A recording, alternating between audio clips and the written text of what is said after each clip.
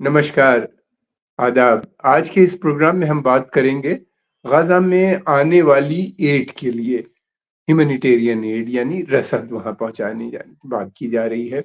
इसमें खाना-पीना, दवाएँ कुछ इस किस्म की चीज़ें। खाना सबसे इम्पोर्टेंट है, वहाँ 23 लाख लोग भूखे हैं, उनमें से बहुत से लोग मरने की कगार पे हैं। अस्पतालों में ड्रग्स नहीं हैं, दवाएँ नहीं हैं और दूसरी बात ये भी है कि उनके पास ना तो ग्लूकोज़ है और ना ही इस तरह की चीज़ें हैं कि उनको बचाया जा सके।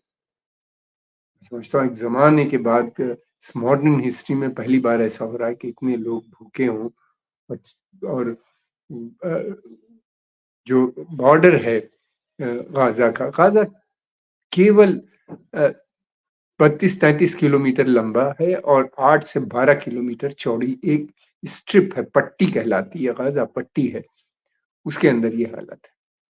और वहीं से मिली हुई गेट है और जो इजिप्ट की तरफ जाता है बॉर्डर खुलता है, रफ़ा का बॉर्डर। वहाँ पे कई 100 ट्रकें सामान खाने का लिए हुए और मेडिसिन्स और सब चीज़ें लिए हुए मौजूद हैं, मगर उनको नहीं आने दिया जा रहा अंदर।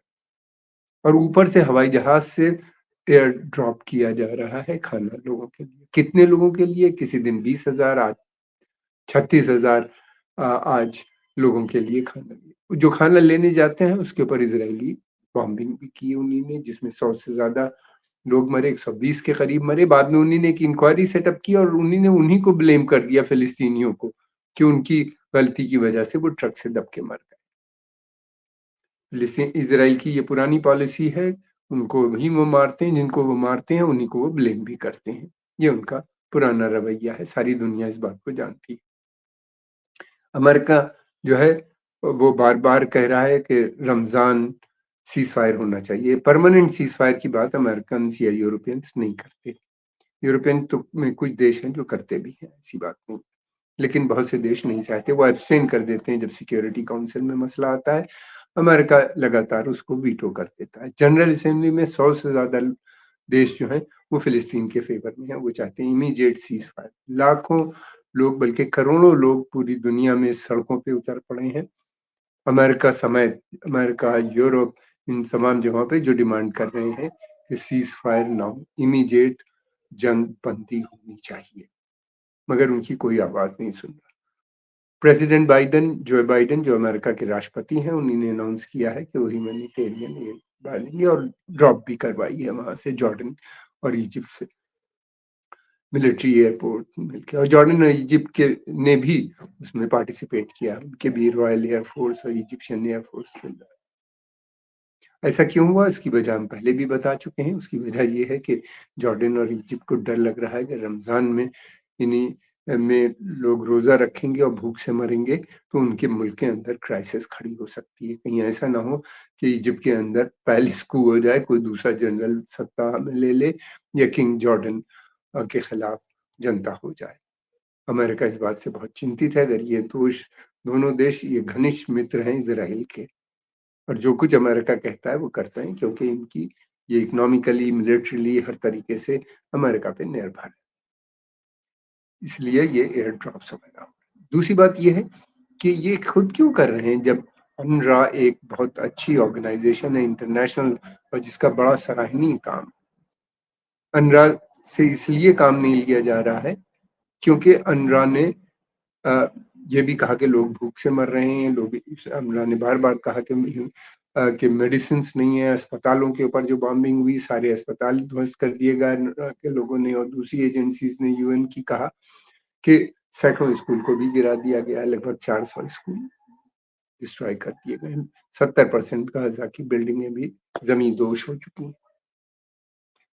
मरने वाले 31,000 से ज़्यादा हो चुके हैं। अनरवा को इज़राइल ने कह दिया कि अनरवा जो थी, ये में जो काम करने वाले फ़िलिस्तीनी थे, उन्हीं ने जो 7 अक्टूबर को इज़राइल में घुस के बेगुनाह लोगों को मारा, जिसका सारी दुनिया ने खंडन किया। उसमें वो भी शामिल थे। इसलिए अनरवा से फ़ौरन अमेरिका ने ये जैसे ही रिपोर्ट आई, बगैर किसी इंक्वायरी करे हुए, कंडक्ट कोई इंटरनेशनल कमेटी बैठती नहीं, अमेरिका ने फ़ौरन उसकी एड बंद कर दी और बहुत से यूरोपियन देशों ने भी उसकी एड बंद कर दी। हालाँकि ये चिंता की बात है, अगर ऐसा हुआ तो ये गलत हुआ है। सबका मानना है। फिर उसके बाद इज़राइल ने एक इंक्वायरी कमेटी सेटअप की और डिक्लेयर कर दिया कि गाज़ा में वो लोग गाज़ा के में जो अनरवा में काम करने वाले फ़िलिस्तीनी थे वो ईमान थे और सब उसी पे यकीन करते हैं, इसलिए अनरवा को अलग कर दिया गया। अनरवा के पीछे बहुत समय से इज़राइल पड़ा हुआ था, वो कहता था कि इनको ये रिफ्यूजी एजेंसी है, जो ह्यूमैनिटेरियन एड फ़िलिस्तीनियों को बहुत ज़माने से दे।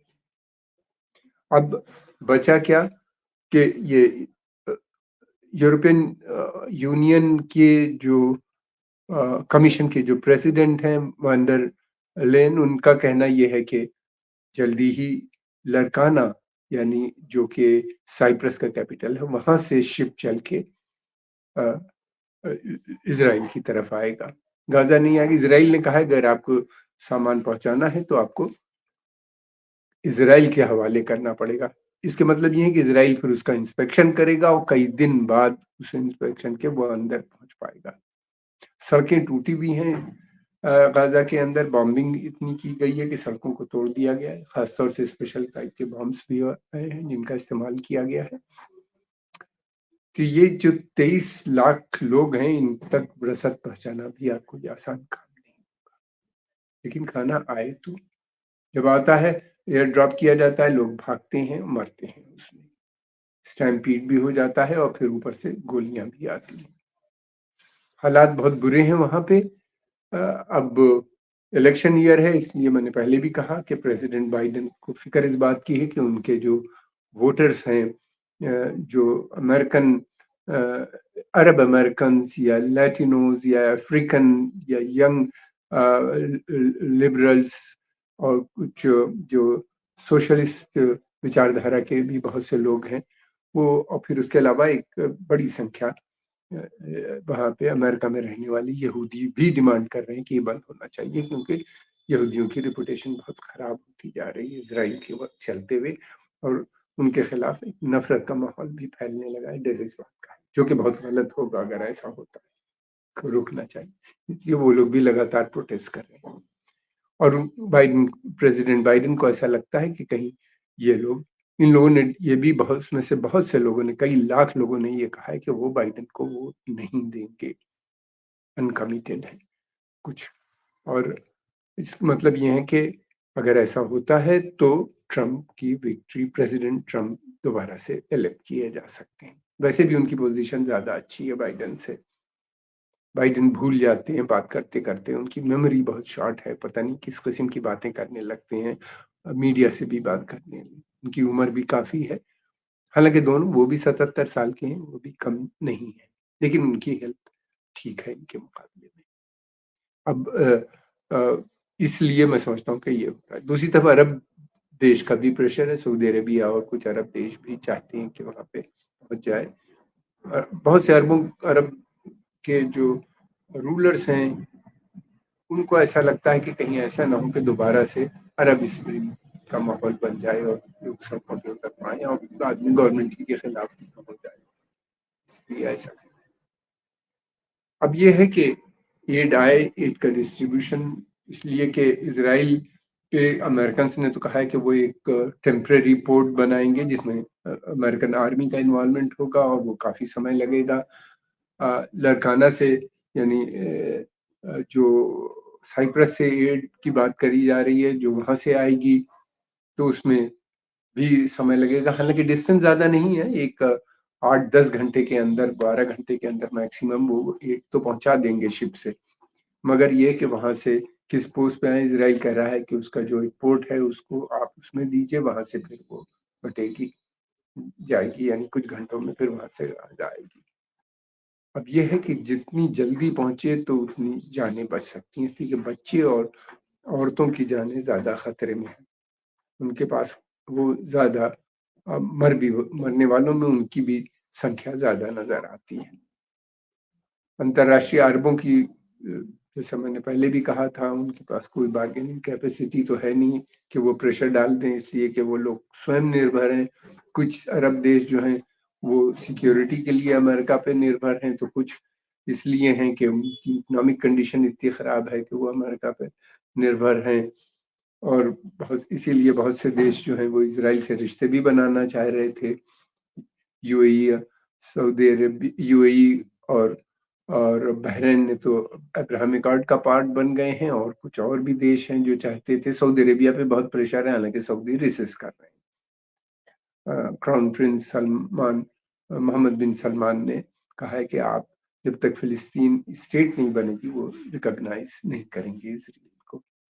वो टू स्टेट सोल्यूशन में यकीन रखते हैं, बातचीत के माध्यम से मसलों को हल करना चाहते हैं, या अगर चाहते। मगर दूसरी तरफ ये भी है कि फिलिस्तीनियों का कोई हमदर्द नहीं है, ये लोग सिर्फ रेजोल्यूशंस पास कर रहे हैं, उससे ज्यादा इनकी मदद ये नहीं करते कि जो लोग लड़ रहे हैं उनको कुछ मदद पहुंचा दे, जैसे कि हूती रेबल्स। या मैं इस बात के फेवर में भी नहीं हूं कि उनको इस तरह से किया जाए, इसलिए कि हूती रेबल्स के जो अटैक हो रहे हैं उससे अंतरराष्ट्रीय यानी यूरोपियन इकोनॉमी पे बहुत बुरा असर पड़ रहा है। अगर यूरोपियन इकोनॉमी रेसेशन में आएगी तो उसका असर सबको पड़ेगा। दूसरी तरफ ये भी है कि शिया मलेशिया इराक के भी हैं जो लड़ रहे हैं, हिजबुल्ला जो एक मूवमेंट जो लेबनान में है वो भी लगातार निशाने पे बना हुआ है। इसराइल पे भी वो अटैक कर रहे हैं, इसराइल उन पे अटैक कर रहा है। ये तीनों सॉलिडारिटी में खड़े हैं, और कुछ ग्रुप्स सीरिया के अंदर है।